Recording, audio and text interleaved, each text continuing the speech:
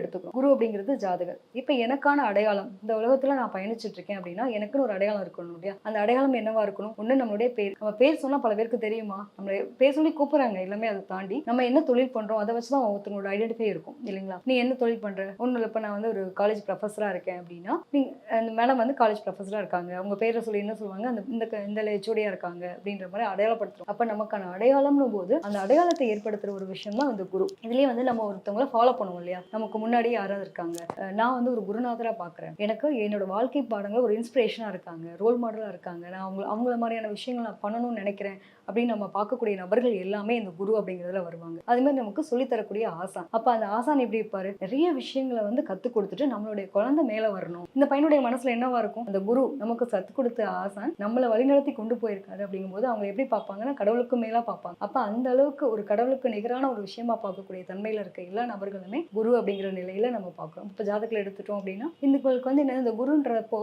எனக்கான தேடல் அப்படிங்கும்போது எனக்கான வீடு இருக்கா, வாசல் இருக்கா, நான் நகை நட்டு சேர்க்கிறேனா, எனக்கான சந்தோஷம் கிடைக்கிறதா, எதன் மூலமா நான் சந்தோஷத்தெல்லாம் பெறுறேன் அப்படிங்கிற அத்தனையும் குறிக்கக்கூடியது எல்லாமே வந்து பாத்தீங்க அப்படின்னா அந்த குரு.